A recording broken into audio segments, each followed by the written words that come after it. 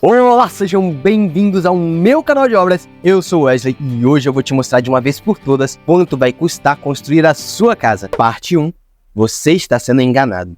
O primeiro ponto que você precisa compreender para saber o quanto vai gastar na sua obra é o CUB. O CUB ele é o custo unitário básico. Ele é um indicador monetário que mostra o custo da construção civil. Olhando assim, até parece que ele foi pensado para te ajudar a descobrir quanto vai gastar na sua obra. Porém, seu objetivo é disciplinar o mercado da incorporação imobiliária. E ele faz isso de uma forma bem simples. Ele coleta dados de preços de itens específicos usados na construção civil, que são conseguidos através dos sindicatos da indústria da construção civil de cada estado.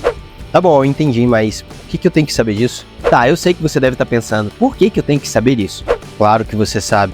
Eu acabei de perguntar isso pra você. Eu sei que você perguntou, eu só queria ser um pouco dramático. Agora você vai ficar me interrompendo o tempo todo. Ou seja, por mais que usaremos esse indicador, é extremamente importante saber que esses dados são gerados pelos sindicatos para ajudar a regular o mercado. E isso vai nos dizer duas coisas. A primeira coisa que isso nos diz é que sim, é possível construir com valores mais baixos que o custo, principalmente se você está construindo por conta própria. A segunda coisa é que se você for construir com uma construtora, um engenheiro ou algum profissional da construção civil, ele precisa usar esses dados como parâmetro. E no caso da construtora, ela vai cobrar ali 30%, 40% em cima desse valor para construir a sua casa. Com isso, acaba que seu orçamento fica um pouco mais inchado e você acaba pagando um pouco mais. Estou falando isso porque, ainda que eu acho que construir com uma construtora é um bom negócio, principalmente se você tem condições de pagar e contratar uma construtora de referência para evitar dor de cabeça, se o seu objetivo for economizar, contratar uma construtora pode ser a sua pior opção. Parte 2. Não existe mágica na construção civil. Aqui devemos deixar bem claro, orçamento e planejamento são coisas que vão nos dar um norte, para que possamos buscar a forma mais eficiente e inteligente de construir. Porém, não adianta nada você fazer um planejamento de custo e na hora da execução, você começar a colocar itens mais caros. Quando se faz um cálculo de uma casa, nós sempre buscamos pensar no custo médio, e não de um porcelanato de R$300 o metro quadrado. Aí não tem santo que faça a conta fechar no final da obra. Por isso é extremamente importante saber quanto você tem disponível para construir, e se planejar para ficar dentro deste orçamento. Se vai comprar um piso que é um pouco mais caro,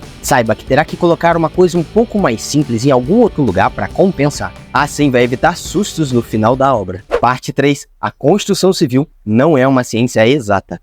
Aqui é onde vamos entrar na tabela CUB e buscar o custo para construção por metro quadrado. Isso vai nos ajudar a saber o quanto vai custar a nossa casa. Porém, lembre-se que esse valor é uma referência e você pode e deve buscar valores mais baixos que esse. Ai, que enrolação! Diz logo quanto vai custar essa casa. Calma, meu jovem padawan, não tenha pressa. Nós vamos chegar lá. Aproveitando, já confere aí se você está inscrito aqui no canal. Já ative o sininho para não perder nenhuma dica. Que aqui no canal, toda semana nós trazemos dicas de como você vai economizar na sua construção. Agora, sobre o valor.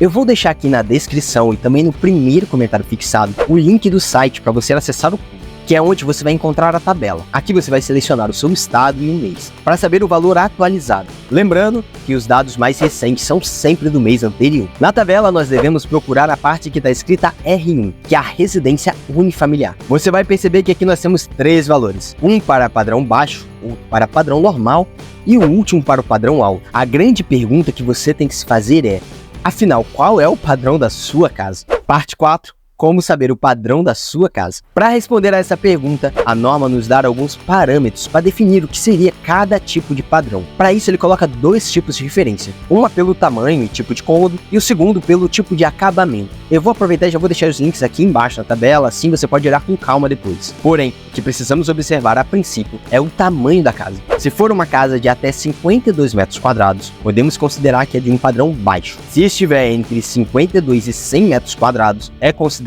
um padrão normal. Porém, se tiver acima de 100 metros quadrados, pode ser considerado padrão alto. E eu não tô levando em consideração aqui o tipo de cômodo. Isso porque a realidade brasileira já mudou muito. E tem muita casa de padrão baixo, normal, que tem cômodos ou características que, pela norma, são consideradas de padrões mais altos. Então, realmente é difícil você diferenciar pensando nos cômodos. Ah, agora entendi. Agora quer dizer então que eu já posso calcular o valor da minha casa, certo? Não. Esse é um bom ponto de partida, porém ainda tem coisas que precisamos refletir antes de bater o martelo. A própria norma coloca alguns itens para analisar o padrão das casas, como tipo de porta, tipo de esquadrilha, piso, entre outras coisas. Porém, o que temos que pensar é que a NBR, que regulamenta essa parte, é de 2006, e tem muita coisa ali que já não é tão usado assim na construção civil. Por exemplo, a norma considera para uso de banheiros em casa, de padrão alto, placa de cerâmica esmaltada de 30 por 30 PI5. Gente, pensa comigo, hoje em dia até casa de pobre já tá se usando porcelanato, sem contar que esse tamanho 30 por 30 tá de sacanagem, né? Parece até que estamos calculando com materiais do século passado. Apesar de que a norma é de 2006, deve ter tido aí um bom tempo de estudo até fechar todos os itens, mais o tempo para discussão e aprovação. Talvez esse processo todo tenha começado talvez no final da década de 90, então quer dizer que essa norma realmente é do século passado. Aqui o segredo é ter bom senso. Se sua casa tem, por exemplo, o tamanho de uma casa de padrão baixo, e se você está pensando em colocar um banheiro mais premium, colocar água quente e fria, um porcelanato mais extravagante, uma torneira de R$2.000, aí você tem que colocar o metro quadrado deste cômodo pouco mais caro e colocar assim um padrão um pouco mais elevado nessa área. Por isso, conseguir fazer esse cálculo ele é bem mais complexo do que simplesmente você pegar a metragem quadrada da sua casa e multiplicar pelo valor da tabela. Pelo menos agora acabou. Dá para calcular tranquilo, não? Na verdade, não. Parte 5. Como calcular o custo da sua casa. Agora que temos os valores de referências em mãos, precisamos entender que não dá para simplesmente multiplicar a área construída pelo valor de referência. Pois pensa comigo, uma garagem que você vai aproveitar as paredes de outros cômodos, não vai ter uma iluminação diferente, o piso não vai ser mais caro do que o resto da casa, também não vai ter muitos detalhes de acabamento. Você não pode calcular que vai gastar o mesmo que a cozinha ou os banheiros que você vai ter que revestir de azulejo. Por isso, precisamos separar alguns cômodos da casa e dar uma atenção especial. Por isso não dá para comparar banana com maçã. É preciso transformar a maçã numa banana. Eu sei que falando isso pareceu ridículo, mas vai fazer sentido. No caso, para fazer isso, vamos precisar de um indicador. Ele vai nos ajudar a ajustar a metragem real da área em uma área que vai ser equivalente às demais da casa. E quem nos dá esse indicador é a própria norma. Aqui você não precisa se preocupar muito com essa parte do cálculo, eu vou deixar aqui uma planilha com os dados, que aí é só você preencher e você vai conseguir ver a área equivalente facilmente. Pegando o exemplo da garagem, a norma nos diz que ela pode ser calculada entre 0,5 e 0,75 do valor padrão da casa. Podemos assim pegar uma garagem de 15 metros quadrados e multiplicar por 0,6. que é uma média ali dos valores da norma. Com isso, a área equivalente da garagem passa a ser 9 metros, e não mais os 15 que estão representados ali na planta. E esse é o valor que você vai usar para calcular o custo da sua casa. Por exemplo, uma casa de padrão médio aqui no Rio de Janeiro, que você tem aí 120 metros quadrados de construção, pode ter uma área equivalente total ali, próximo a 100 metros quadrados. Podemos assim chegar a um valor da casa de R$ 262.599. Então é isso, enfim chegamos ao valor da casa?